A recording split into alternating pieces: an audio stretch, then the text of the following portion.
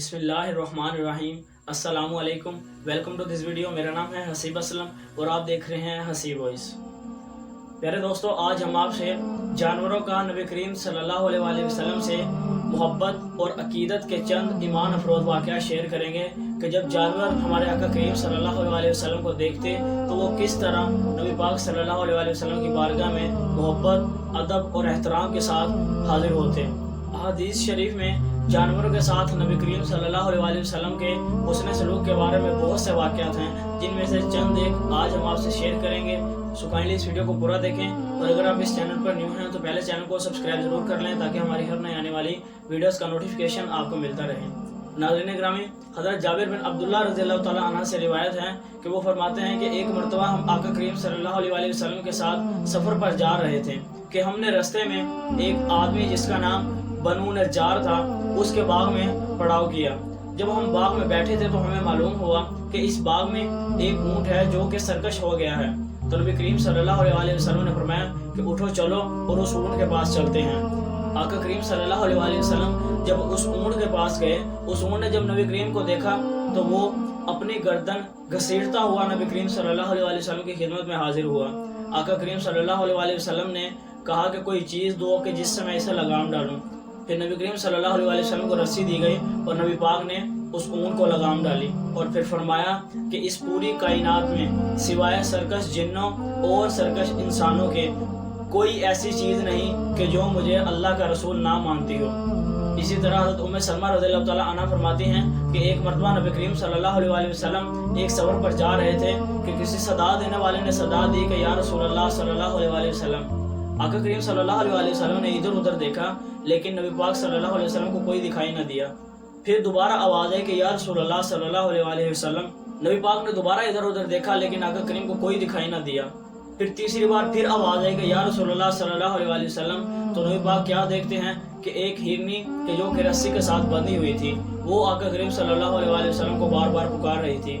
ہمارے آقا کریم صلی اللہ علیہ وآلہ وسلم اس کے پاس تشریف لے گئے اور وجہ معلوم کی تو وہ کہنے لگی کہ یا رسول اللہ صلی اللہ علیہ وآلہ وسلم، آپ کا ایک صحابی مجھے شکار کر کے یہاں لے آیا، لیکن پہاڑوں میں میرے چھوٹے چھوٹے بچے ہیں اور وہ ابھی اس قابل نہیں کہ وہ اپنی خوراک کا خود انتظام کر سکیں، لہٰذا اگر آپ اجازت دیں اور میری رسی کو کھول دیں تو میں چند لمحوں میں اپنے بچوں کو دودھ پلا کر واپس آ جاؤں گی۔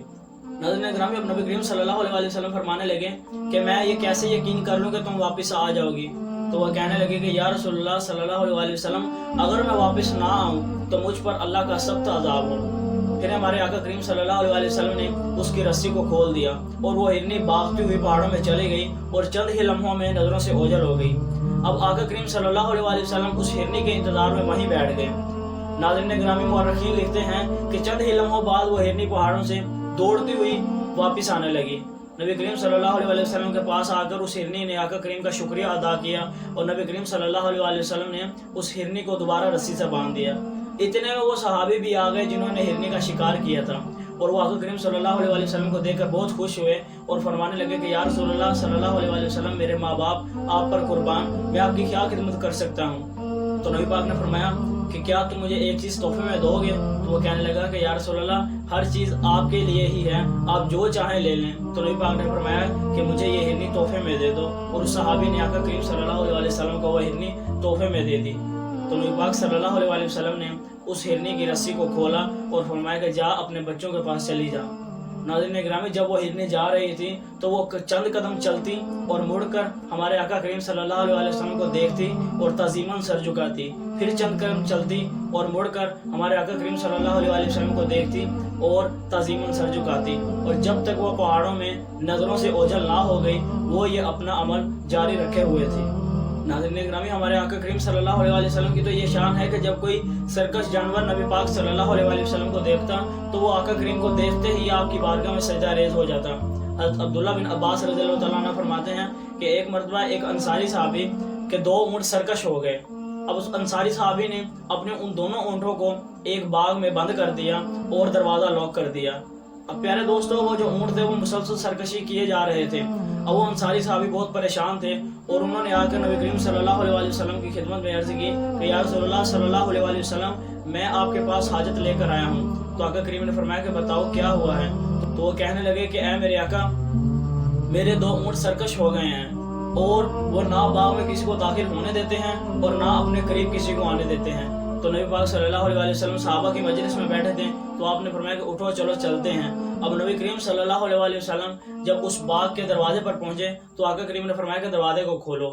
अब वो सहाबी परेशान थे कि अगर मैं दरवाज़ा खोल दूँ तो कहीं ऊँट नबी पाक सल्लल्लाहु अलैहि वसल्लम को नुकसान ना पहुंचा दें। नबी पाक सल्लल्लाहु अलैहि वसल्लम ने फिर फरमाया कि दरवाज़ा खोलो। अब उस सहाबी ने दरवाज़ा खोल दिया। नाज़रीन गिरामी, उन दोनों ऊँटों में से एक ऊँट दरवाजे के करीब ही खड़ा था।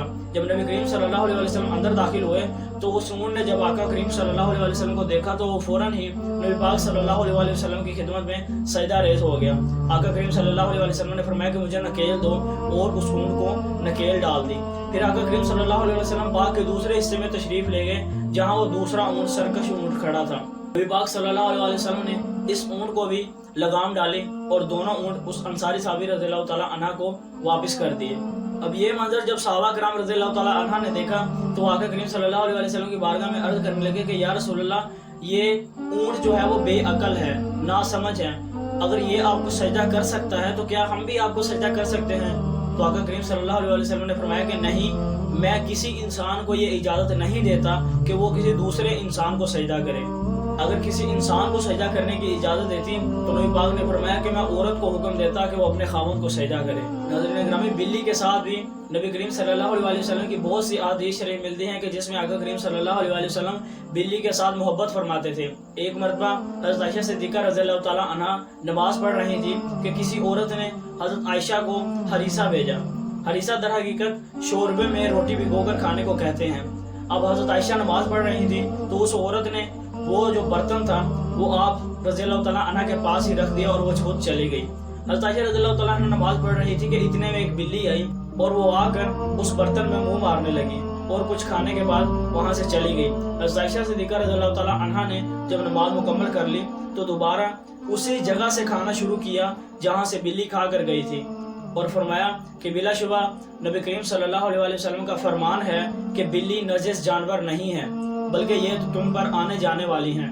सो नाज़रीन गिरामी, ये है वो रसूलुल्लाह सल्लल्लाहु अलैहि वसल्लम की तालीमात कि जो कि हमें जानवरों से भी हुस्न इखलाक करने का हुक्म देती हैं। इसीलिए तो अल्लाह ताला ने कुरान मजीद में फरमाया कि वमा अरसलनाका इल्ला रहमतल लिल आलमीन, और हमने आपको तमाम जहानों के लिए रहमत बनाकर भेजा।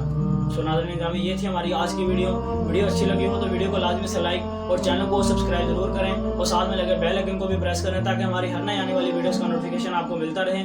मिलते हैं आपसे अगली वीडियो में। अपना रखिएगा बहुत सारा ख्याल। अल्लाह हाफिज़।